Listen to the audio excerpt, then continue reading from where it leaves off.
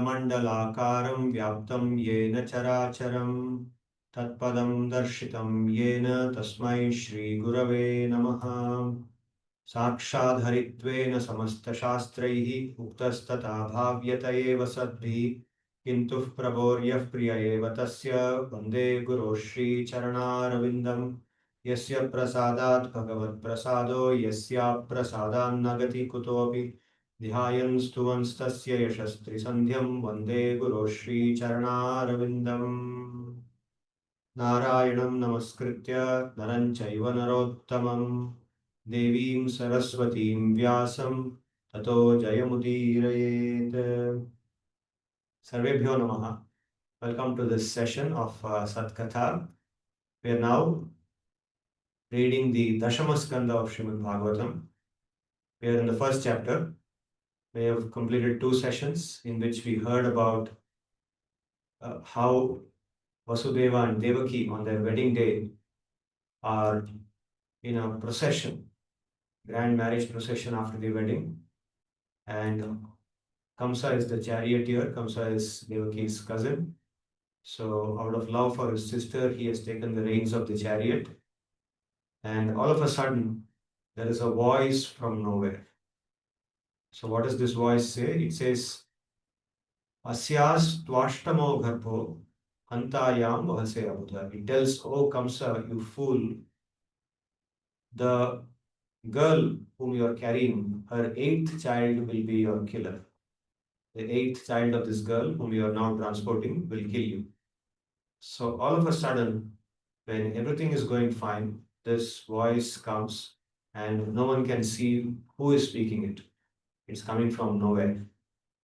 So when this happens, immediately Kamsa stands up and he catches hold of Devaki, raises his sword, about to kill her. He's about to kill her.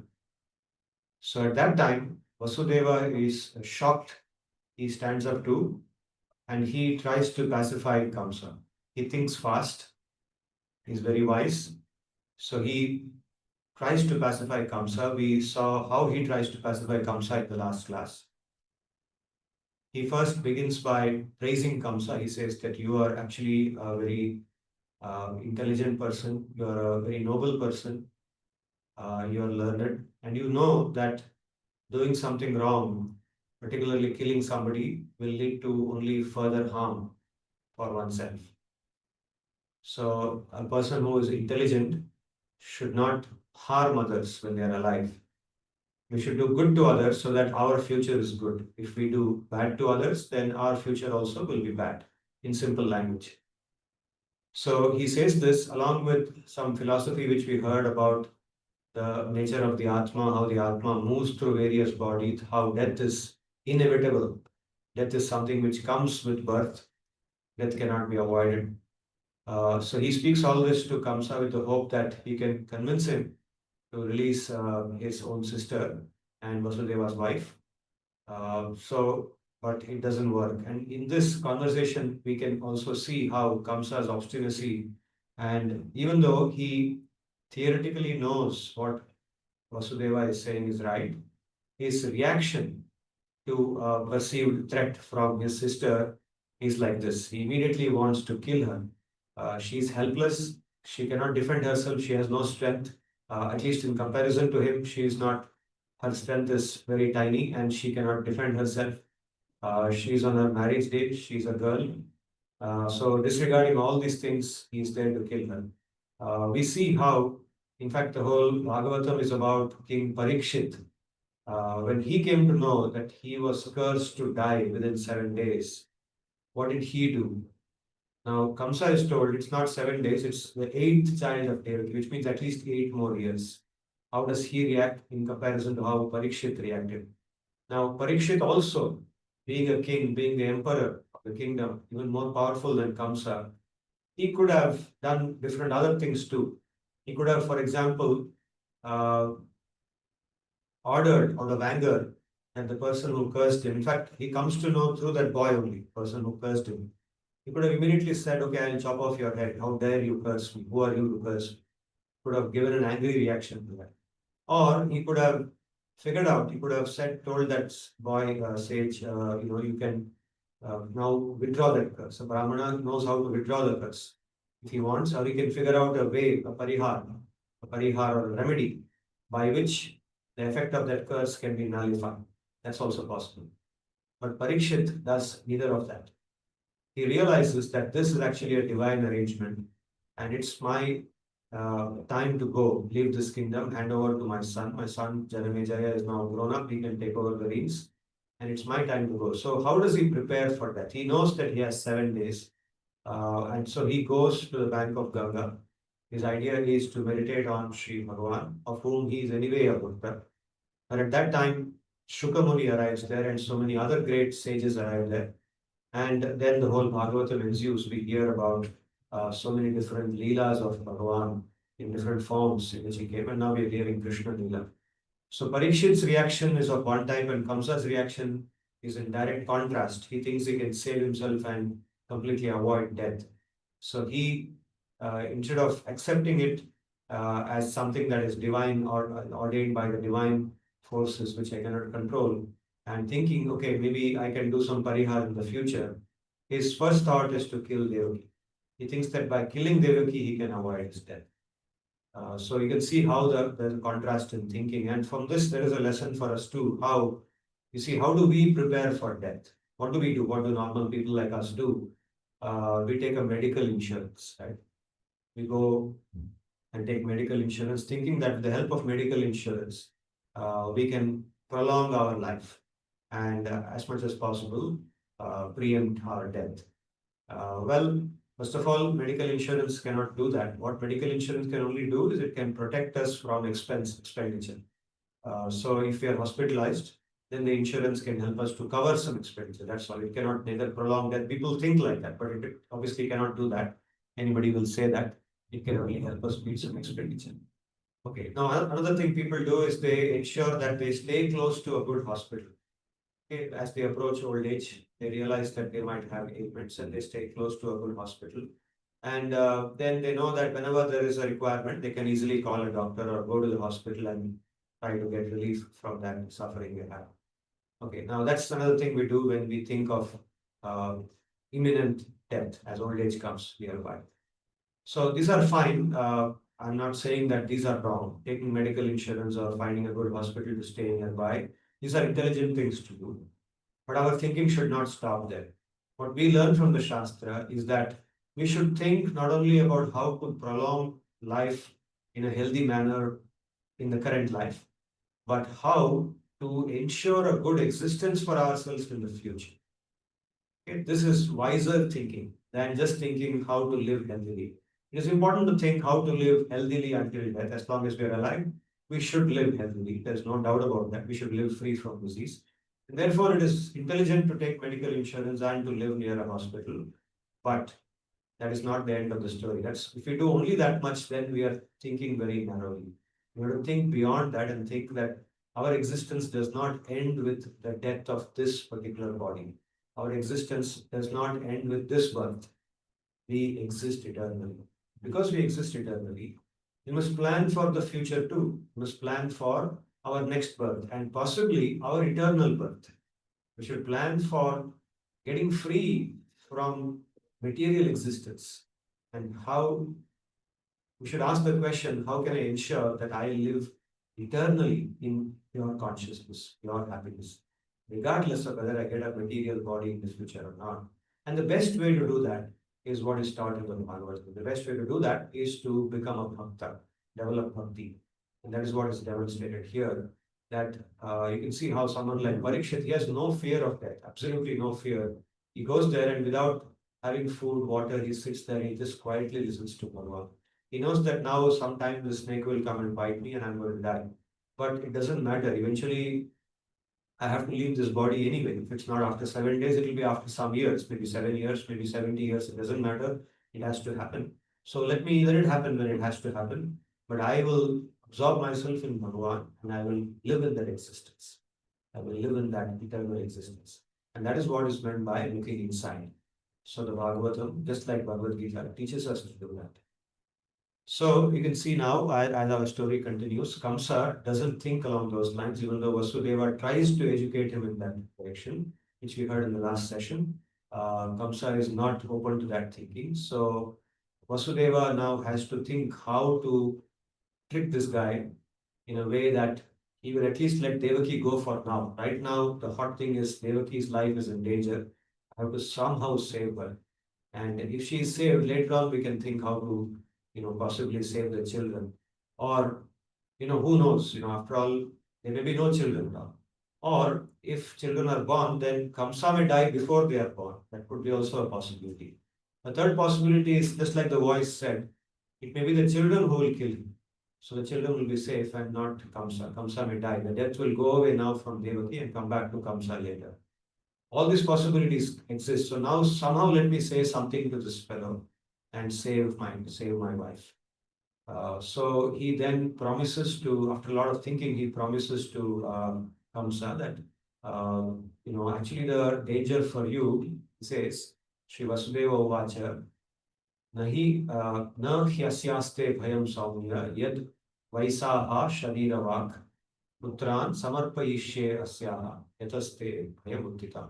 He said, actually, the fear for you, the threat for you is not from this girl, Devaki, but from her children, specifically the eighth child.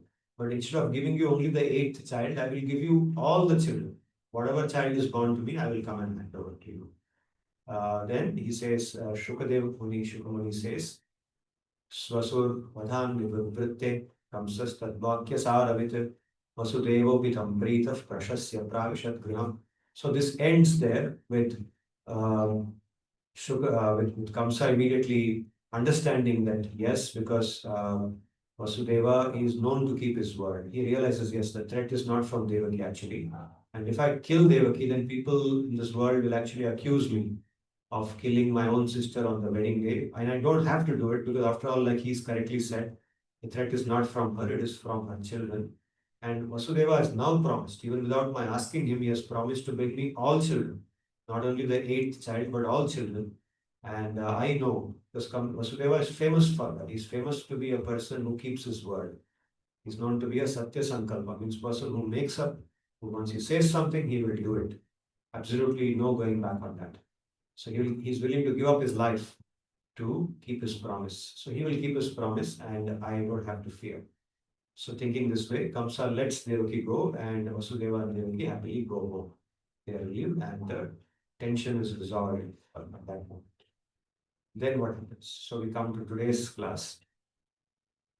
Atha kala upavritte Devaki sarvadevata putran prasushuve chashtav kanyam chaivanuvatsaram. So as time rolled by, Devaki, she is described here as Sarva means one who is eligible to be worshipped by all the Devatas. She's a divine woman. She is not an ordinary human being. Although she is a human being in this birth, but she's actually divine in her qualities. So she's so divine that she has the eligibility to receive worship from all the Devatas. And we'll see that going forward, that the Devatas do come and worship her womb, Krishna, when he comes there. So what did she do? What happened? Every passing year, she bore a child. Next 9 years, she bore a child every year. 8 of them were sons, and the ninth one was a daughter. 8 sons and 1 daughter. So the 8 sons we hear about in the Bhagavatam. The daughter, of course, is Subhadra. So Subhadra is also mentioned in this shloka. So although Subhadra's name is not mentioned, we come to know later that it refers to Subhadra because that's the child that was born to Devaki as a girl child. Kirtimantam prathamajam kamsayanakadundhubihi arpayamasa krichrena sondrutat atibhikvalaha. The first son, his name was Kirtiman. So as soon as he was born, Anakadundubihi. Anakadundubi is Vasudeva. His name is Anakadundubi because Anaka and Dundubi, they refer to 2 different types of drums. And it is said that when Vasudeva was born, the Devas celebrated by beating those drums. This divine personality coming on this earth. They're so happy that he will be the father of Bhagavan himself in the future. So he's called Anakaduntumi. So what did he do? He went straight to Kamsa with that child and Kritsreva, not happily. It's not like, okay, I have to do this, so let me do it. Let me just have a checklist to do baby one, baby two, baby three. Let me go. Each baby is born, I have to go and give. So baby one is over, one job is over. No, not like that. Kritsrena, it means great pain, enormous amount of pain. Imagine a father is born, a child is born, and the father has to take that baby to, let's say, someone and say, now, okay, here it is. You can do what you want with it. And he knows that fellow will kill this baby, right? Just because he has to be satisfied. So with great pain, but Anritata Ati Vishwalaha, even though that was painful, an even more painful thing to Vasudeva was telling or not keeping a promise. Anritam means falsity. So falsity comes not only in telling a lie, but in telling something and not keeping it up. Promising something to someone and not honoring that promise, or not trying to honor the promise. So this is also Anritam, and Vasudeva was more afraid of that than the amount of pain that he experienced in giving the baby to Kamsa. So he went to Kamsa and handed over that baby. Kim dussaham nu sadhunam dusham kimapekshitam kimakaryam kadaryanam dustyajam kim dhritatmanam. So this sloka describes the characters, contrast between the characters of Vasudeva and Devaki on one side and Kamsa on the other side. It says, Kim dussaham nu sadhunam. The saintly people like Vasudeva and Devaki, they can tolerate any difficulty, the practice of saintliness. Vidusham kim apekshitam, a learned person, a wise and educated, scholarly, learned person like Vasudeva who has very fine discrimination, does not have any expectation in this world. He's willing to accept everything. He's willing to let go. Kimakaryam kadaryanam. Kadarya means a person of very low character. So he says kimakaryam. Person with low character, what can he not do? He can do anything.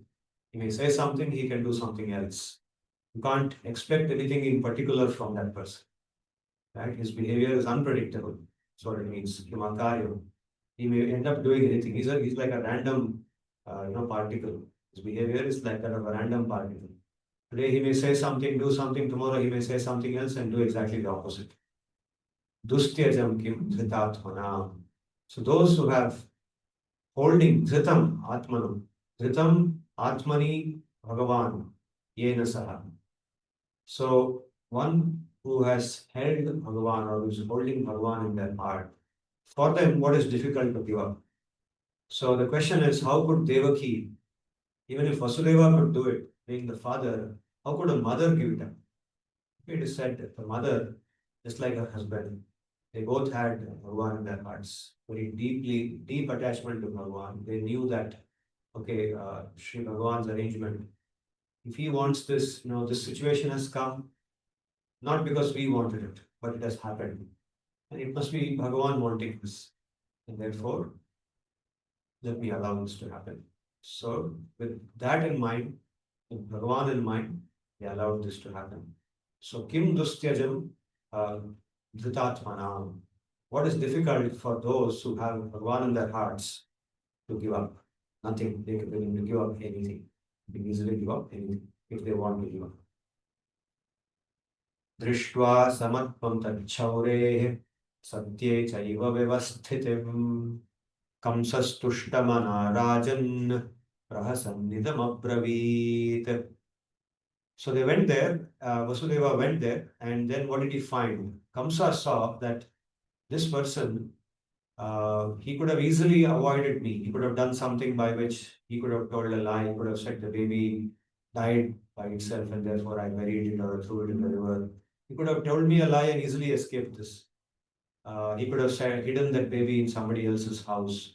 Somehow he could have done something, but so innocently and so sincerely, so much honesty, he has brought this baby here, and his mind is so calm. He's not coming and pleading to me that I should let him go or anything. Samatvam means whether I kill the son or I don't kill the son, he is equanimous. Samatvam, his mind is calm. composed, he's equal to both. He says, you do whatever you want. He's given that liberty to me. So Kamsa was actually amazed by that. And he was so happy that this person is so reliable. So even though Kamsa is so wicked at heart, even a wicked person, when he sees a saintly person's behavior, he's moved by that. So he was moved by this behavior of Vasudeva. And he told Vasudeva that, okay, please take him back. So Prahasan means smiling. He said, Pratiyatu Kumaroyam, please take this boy back. Nahyasmad asti me bhayam. There's no fear for me from this child. Ashtamad yuvayor garbhat mrityur me vihitakila.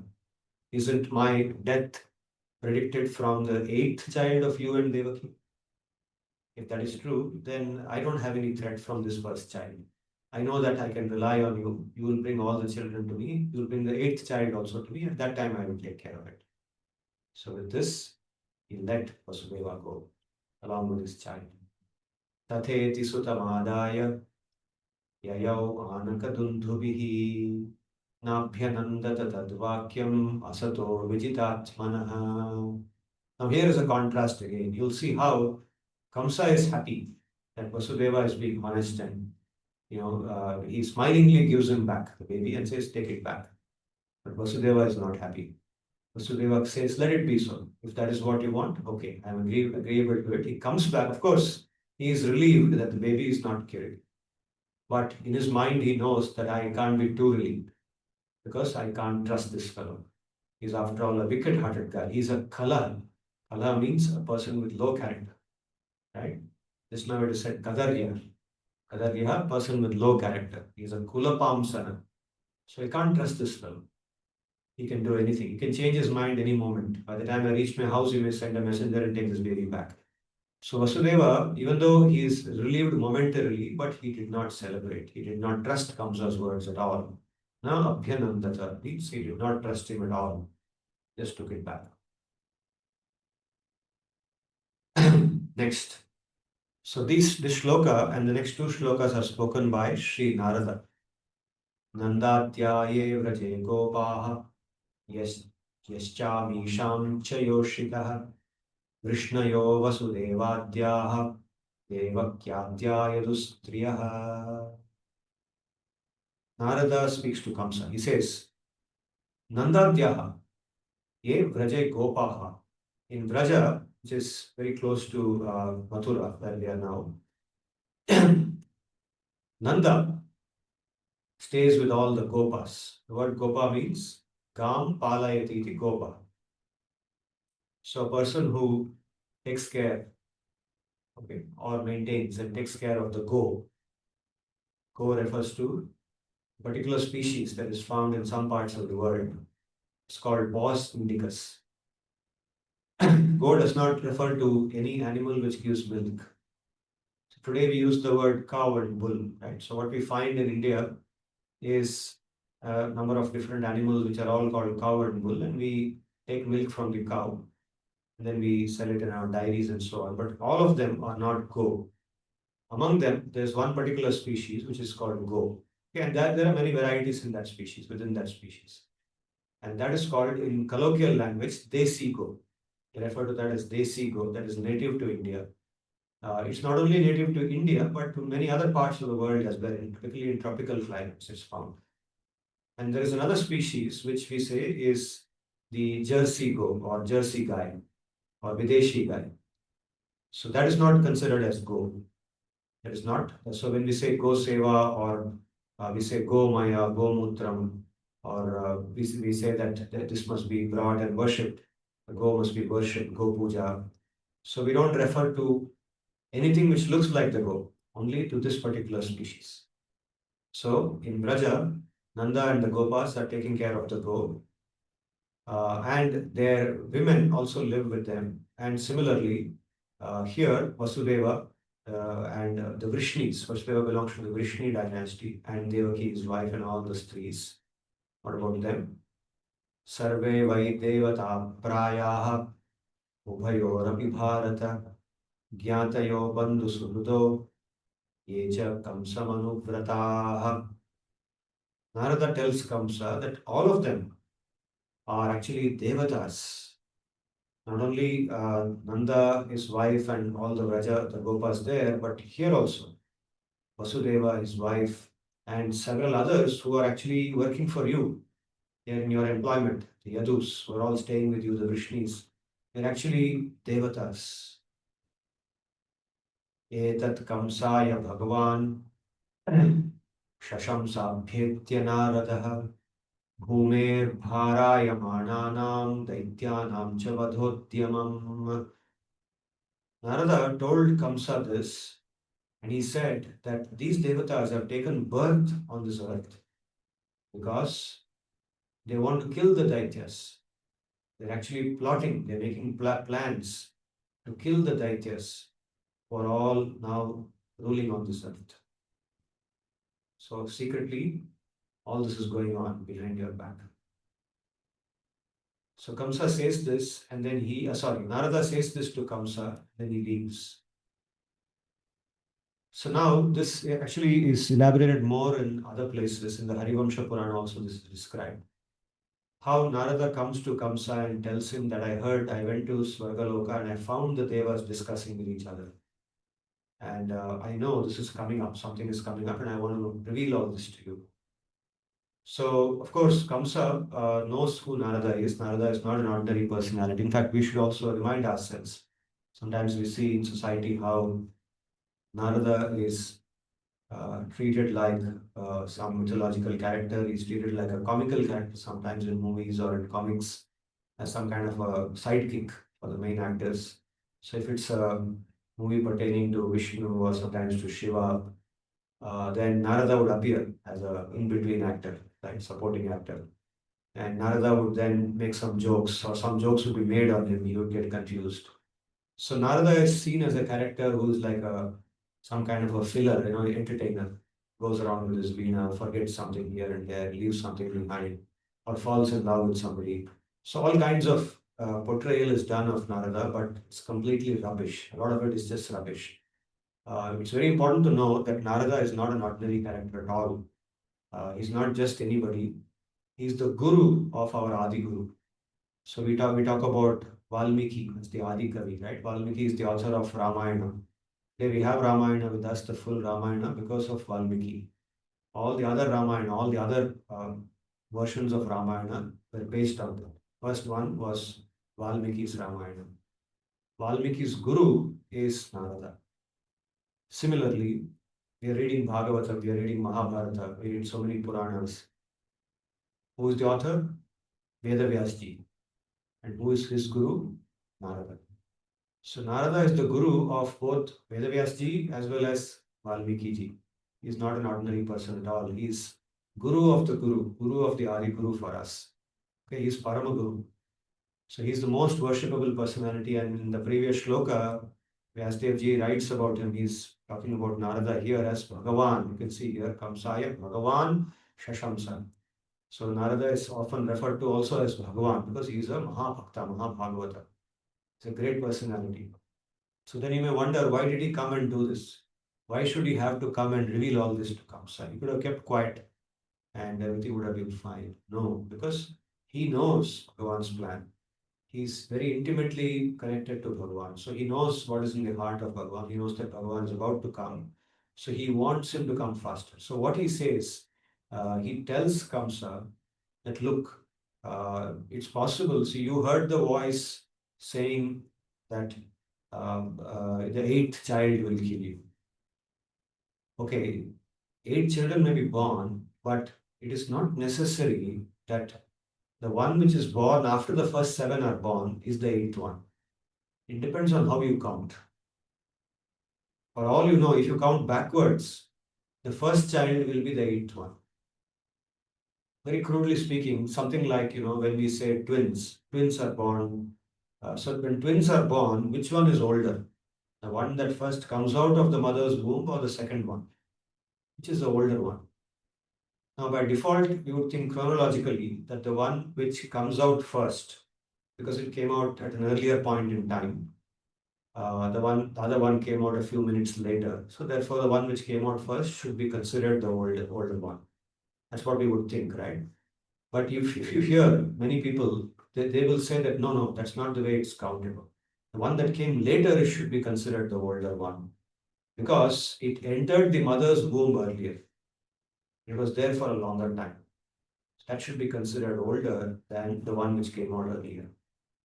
So people have an interpretation. It's not necessarily the one which takes birth first is the older one. Sometimes the second one can be considered. So similarly, if 8 children are born to Devaki and the Devas count in a different way, they may count that the last one is the first one. The last one in our time axis is the first one, the oldest one for them. And the first one that is born is the eighth one. It may be like that. Or it could be the second one is the eighth one, or it could be the third one is the eighth one if you count in a different way. Different ways of counting could be there depending on the system followed. And any one of them could be the eighth one. So he says, just watch out. So when Kamsa hears all this, he is like panicking now. Everything has changed. Risher Vinirgame Kamso Yadun Matva Suraniti Devakya Garbha Sambhutam Vishnum Chasvavadham Prati. So he thinks that now Kamsa has understood that the people born in the Yadu dynasty who are all going around him, people born in Braja, they're actually devatas. Narada cannot be false. Narada is a great Muni, he never speaks the untruth. It's quite possible that every child born to Devaki is actually Vishnu. So again, the question comes, if every child is actually Vishnu, maybe the first child is Vishnu, or it could be the killer. Why would Narada want to reveal that? Because Narada's intention was that it should become faster. If Kamsa thinks that the very first child is Vishnu, then he will immediately kill it. And then the road is open for the second child to come. Otherwise, what could happen is that if now, for example, Vasudeva has gone back with the first child, then the couple may think that, okay, let's now wait for 2, 3 more years before the second child. We already have a young baby. We'll bring this up for some time and then have the second child. And after the second child becomes 2 or 3 years of age, we'll bring the third child. They may think like that. But if Kamsa kills the first child, then they will be in a hurry also to bring the second child. Right? So this could be a possibility. So thinking like that, Narada says, it's my responsibility to bring Bhagavan to this world as quickly as possible. Now there's also another history to this. The 6 children which are born to Devaki, they are not actually, meant to be living on this earth for a long time. There's a history. So originally, these 6 sons were born to Marichi. Marichi is a rishi born to Brahma. Okay? Long before this, in some other yuga, Marichi is the mental son. He's Manasaputra of Brahma. So Marichi has these 6 sons. The 6 sons are born to him. So when these 6 sons are born, it so happens that some incident, they end up offending Brahma, their grandfather. And thereafter they get cursed by him. Under the influence of that curse, they take birth as sons of Kalanemi. Kalanemi is a demon who existed in some previous generation. And Kalanemi is the son of either Hiranyaksha or Hiranyakashipu. You know about the story of Hiranyakashipu and Prahlad. Hiranyaksha is brother of Hiranyakashipu. So Kalanemi is referred to sometimes as the son of Hiranyakashipu, sometimes as son of Hiranyaksha. So these 6 sons who get cursed by Brahma, they are born to Kalanemi. Kalanemi is a demon, is an asura. So in that birth, what happens is these 6 sons, they become Brahmopasakas. They worship, they are attracted towards spiritual life. And they become attracted towards sadhana and they want to go towards God. So seeing that Hiranyakashipu, who is actually an atheist and he doesn't believe that Vishnu is God and Vishnu should be allowed to live, he's always seeking to kill Vishnu, right? So he doesn't like these 6 children of Kalanemi, probably his own grandsons or the nephews, grand nephews. So he doesn't like the sight of that, and he curses them. He says that you will take birth in future and be killed by your own father. Your own father will kill you. So that curse now is going to take effect. How is it going to take effect? Let's see that. Devakim Vasudevam cha nigrihya nigadaitrihe jatam jatamahan putram tayor ajanashankaya.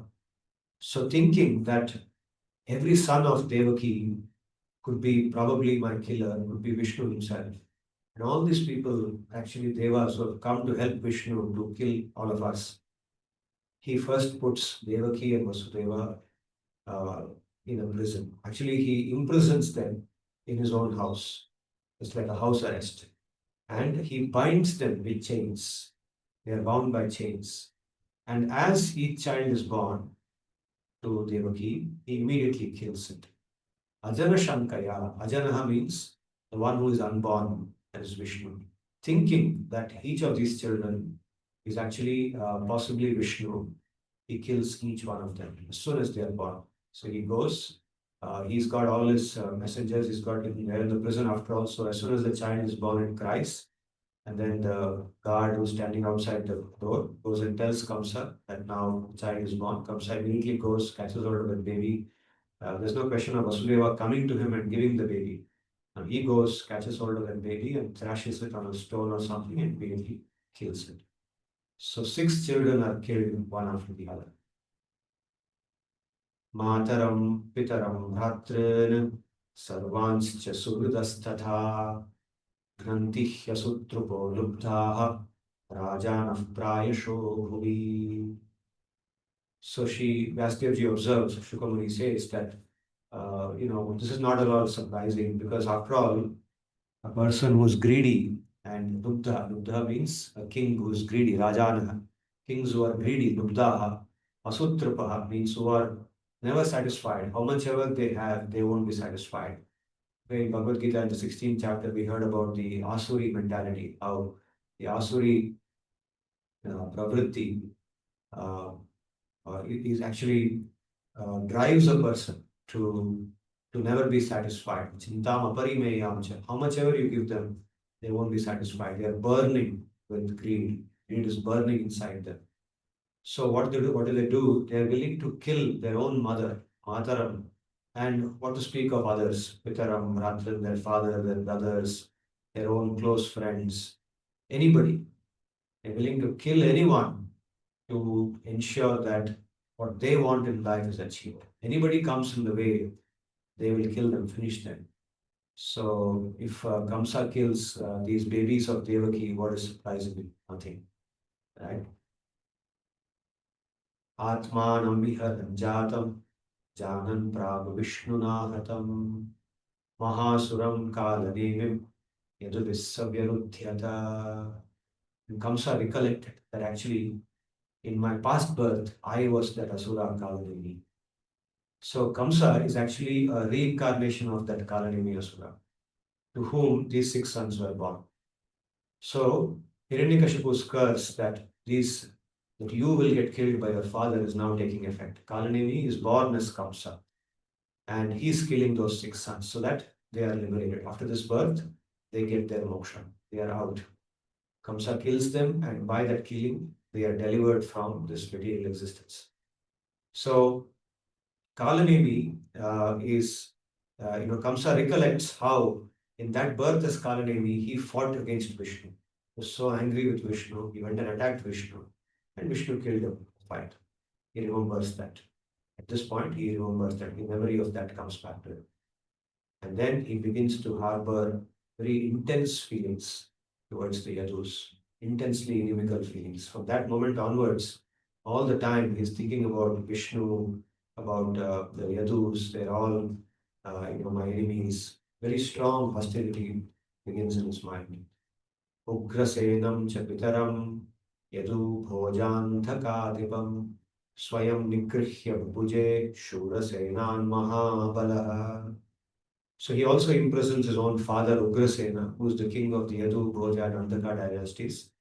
And then he rules the the region called as Shurasen. That region is also called as Shurasen, which Vasudeva's father was earlier ruling. So he rules that region himself. And with this, the first chapter ends. And we will now, from the next session, listen to the second chapter, in which we'll see what happens. 6 sons have been killed, and the 7th one is going to come. What happens when the 7th baby comes? That we will hear. But we have some reflections to do here itself. In what we learned, we saw the characters of Kamsa, Vasudeva, Devaki, how they reacted to the different situations. When someone is in trouble, how they react, how they deal with that trouble.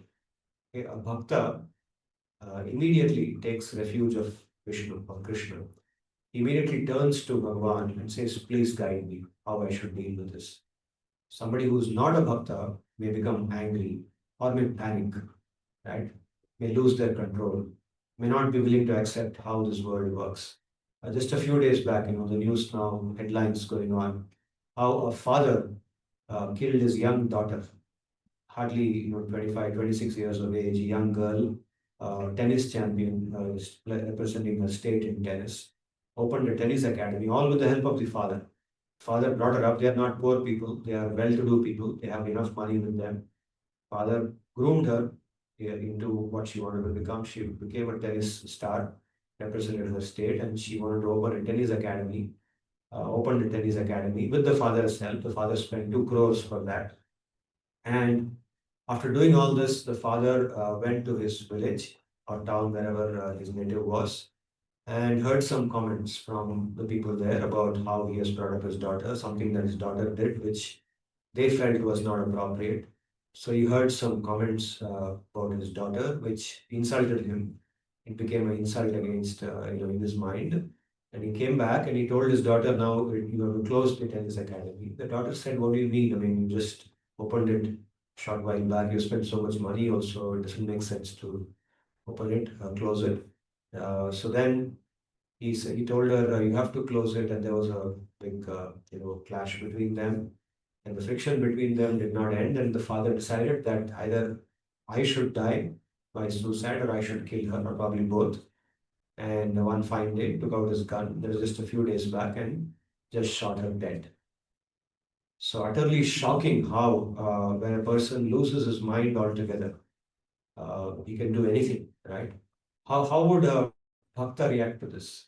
How would a bhakta, if he has to go to a village and hear some other people talking about his daughter, what would he react? Even if he gives a lot of value for what they say, he would probably turn to Bhagavan and say that now I am in a tight spot.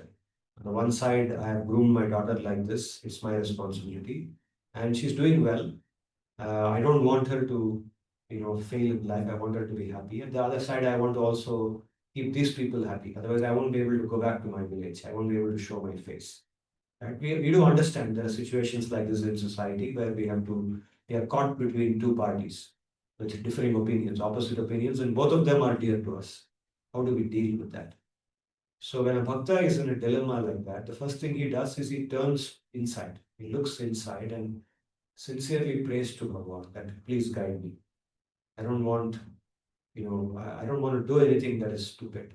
I know that, maybe I made some mistake somewhere in the past, but now I am in this situation. For whatever I have done, please forgive me and now please guide me as to how I should go forward. So given that, the bhakta would probably seek out the help of somebody. It's not that he will expect Bhagavan to then become manifest in front of him like he became for Draupadi.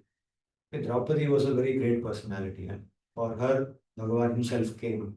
He may not come for us like that. He may not manifest himself like that to us. But he gives us guidance in various other ways, from inside, from our thoughts.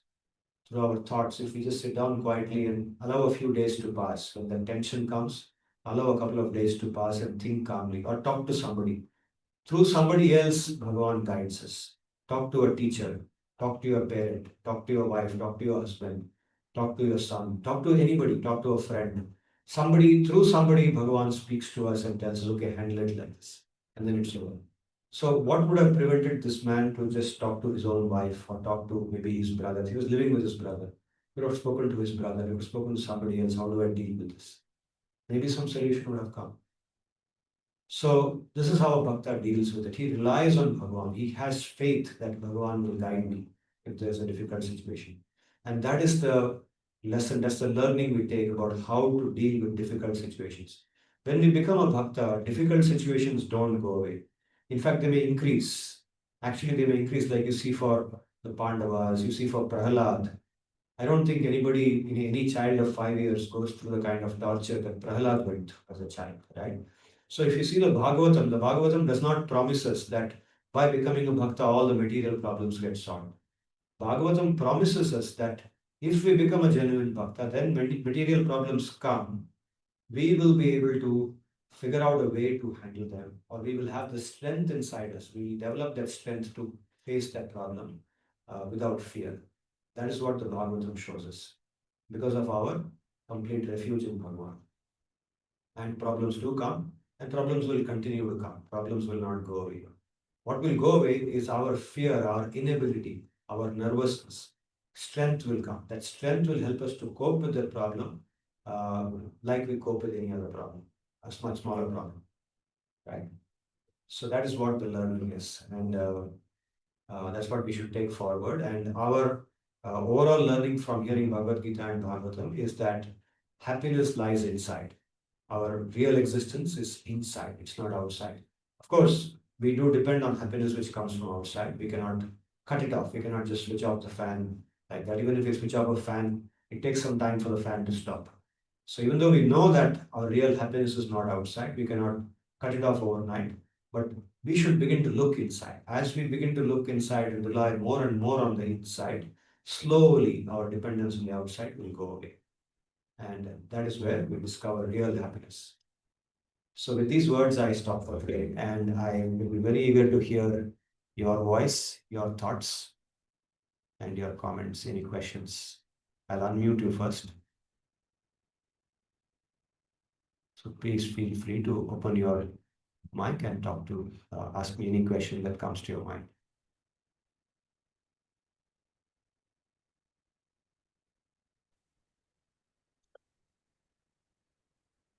Ashita, yes. Good evening, sir. Good evening. Sir, I have two questions. One is why Brahmadev would curse his son, his own grandson. Why Hiranyakashipu cursed his son? Because he became angry. Hiranyakashipu is a asura, no? So he found that his grandsons are going to Bhagavan, to Vishnu. They are Brahmopasakas. They become Brahmopasakas. They have become like bhaktas. So he was not happy with that because in his mind Vishnu was an enemy. Vishnu was the opposite side. So anybody who goes towards Vishnu or does things which Vishnu likes, he won't like. So he cursed him. Sir, Pariji was Brahma's son, right? Brahmadev's son. Marichi was Brahma's son, yes. And Brahmadev cursed his own grandson. Brahmadev, you asked why Brahma cursed his By Brahma, yeah. Oh, in that birth. Okay, if Brahma is cursing or if Narada sometimes curses, then it's not out of anger because they are divine personalities. They don't experience anger like you and I may experience. They are people who curse with the intention of imparting a learning to that person. So there is a learning for them when they take birth in a different form.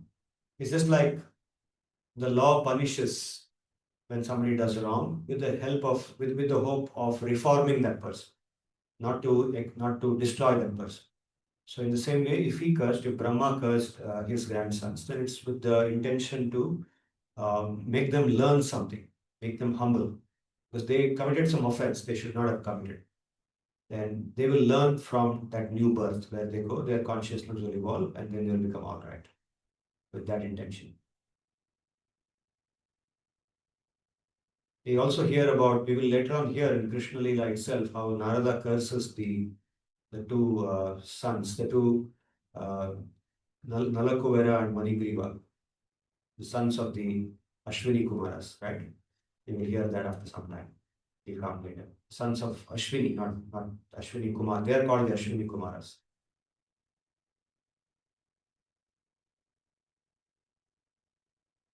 Thank you, sir. Rohit, I have a question. Pranam, sir. Pranam.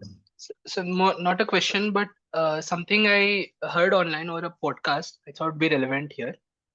So one of the reasons in the podcast, this is also Vinay Varanasi. He says that one of the reasons Narada Muni actually came to Kamsa here, and then he kept pondering his mind, filling it with thoughts. Which son is it? All of this was so that Kamsa could start thinking about Bhagwan, could start thinking about God in a way that would also sort of lead to lead even a wild brute like Kamsa towards Bhagwan. And I think similarly this happened in Ramayana as well, where Ravana, when Rama first landed in Lanka after walking over the bridge, there were so many spies and messengers that Ravana sent towards Rama's camp, and they all came back describing Rama's valor and his qualities. So then there also Ravana started thinking about Rama. Oh, when will he come? What will happen to me? All of this. So just an observation I just recollected. Interesting. That's interesting. Thank you for sharing. One little point I want to make here is that yes, Narada is coming there, and in that case, Ravana, they both intensely think. Kamsa and Ravana are now intensely thinking about Vishnu. Um, at the same time, we should realize that it is not the same as bhakti. Yes, intensely thinking about Vishnu is a part of bhakti, but anyone who thinks intensely of Vishnu need not be a bhakta, like in these cases, because they are thinking about him inimically. A bhakta is one who thinks of Krishna or Vishnu with the intention to please him. Anukulyena Krishna Anushilanam. A bhakta thinks, what can I do which will give pleasure to him? Hanuman thinks like that, right? The Pandavas think like that. What can I do which will be in accordance with dharma, which will be an action that will give happiness to him? This is the thinking of a bhakta. Whereas they are not thinking like that. They are thinking intensely of Krishna and Vishnu, but they are thinking, how can I kill him? Right? A bhakta will never think like that.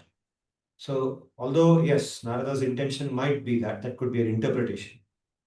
But the purpose for that would be that if he thinks more intensely about Vishnu, then probably Vishnu's coming to this world will become even faster, or he will be even more aggressive and commit more aparadh against the bhaktas, and thereby his elimination will become faster.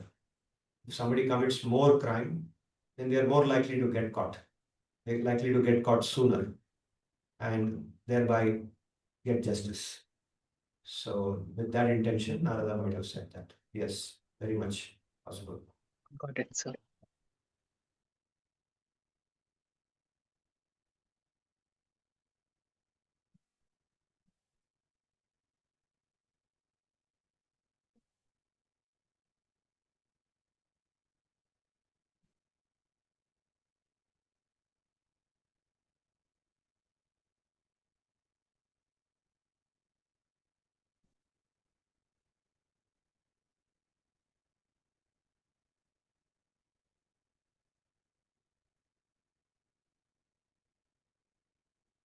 So, the next chapter, which I'm now getting ready for the next Sunday's class, is very interesting, where the seventh Garbha of Devaki comes and what happens to that.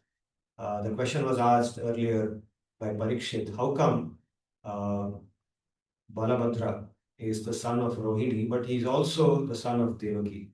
How is it possible in the same birth, given child can have two mothers? It's not just a namesake mother, but he was in the womb of two mothers. How is it possible? So that question is answered in the next chapter in nice detail. And later on, the coming of Krishna, how does it happen? It's very interesting. So as it goes forward, every chapter is a little more interesting than the previous one. That's how Bhagavatam progresses. It builds up. Vasudeva is considered his greatest work, his last work actually, is considered his greatest of all works, Bhagavatam.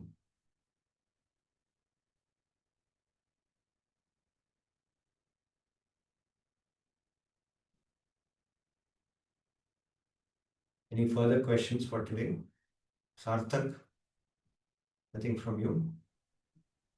Pranam, sir. Pranam. Sir, no questions today. sometimes it's good to hear and simply reflect upon and contemplate upon. Okay, Namaskar, sir. fine. Namaskar. Good. If there are no further questions, we can stop for today, and we will meet again next Sunday. We'll continue from the second chapter. Oh, I don't know. Ashita has raised her hand again. Yes, Ashita. Sir, one question. So, as it is mentioned that, we should discuss our issues with different people because Bhagwan, God can come in any form Yeah. and resolve our issues. So, like, should we keep on discussing our issues with different set of people until we are satisfied, or how should we go about? Well, depending on the issue, if it requires that, then we may have to do that. But a simple person would allow the issue to get resolved as quickly as possible. Normally, a bhakta's thinking, a saintly person's thinking, is to resolve issues in the simplest way possible. And that is why it said, Kim Dustyajam, Kim Dustyajam Dhritatmanam. Means a person who has Bhagwan in their heart is willing to let things go. Allow, okay, I may lose some money in this process because there's an issue now. By default, I don't want to lose money. Nobody wants to lose money. Even a bhakta doesn't want to lose money. But if the situation comes that you can neither go this side nor that side unless some money is lost. After some effort, if some effort is put there to save the situation by some talking and so on. But if it doesn't work, let it go. This is Bhagwan's intention, let it go. So I'm just giving a small example. I'm not saying we should lose money, but I'm just saying that we allow things to happen. Let others have their say. Let somebody else have their say. I will tolerate. So by this approach, the mind becomes peaceful because the mind takes rest in Bhagwan. It remembers him. And it says that he is so calm, he is so cool, he is able to tolerate so much going around. By being his bhakta, I can also do that. He will help me. And thereby, by meditating on him, by chanting his name, doing japa, etc., the bhakta is able to quickly resolve an issue. So you may need to talk to more people sometimes. Sometimes you may need to speak to multiple people. But whichever way, you will look for a quick solution. You will look for a quick solution and close the issue and go on with life. Let people be happy. You're able to see that after all, life is much bigger than one or two issues. My existence is eternal. I'm going to exist in him. Every day for me is enriching my thoughts about him, my knowledge about him, my service to him. I'm engaged in so many activities. All my activities are meant to please him some way or the other. So this universe is much larger than these small issues which come up. So even a big issue, what would have looked like a big issue normally, will look like a small issue when we think like that, when we see the bigger picture. When we see the bigger picture with ourselves at the feet of Bhagavan, then even big issues become like small issues and we allow them to get resolved. Okay, let it go. You follow? So as you keep hearing this, you will understand this even better. Right? And it will become easier to appreciate what I'm saying. Thank you, sir.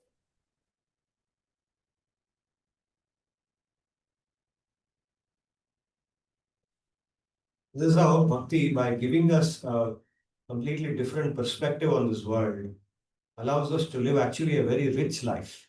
When I say rich, I mean rich in consciousness, not rich in terms of money. Richness in money sometimes comes. Even bhaktas sometimes are very rich or sometimes are very poor. It doesn't matter. If the consciousness is rich, then monetary richness doesn't really matter much, whether it's there or not. So this richness is what we should look for when we hear about bhakti, when we read Bhagavatam, is enrichment of the consciousness. In fact, because you in particular are interested in IKS research, you must try to explore if it's possible to bring these thoughts into your study. There might be. We will discuss that separately. There may be ways to bring that richness into your thesis work also. Sure, Good. sir. Thank you. Good. So I will, if there's nobody else asking any question, then I will close for today and we will meet again next Sunday.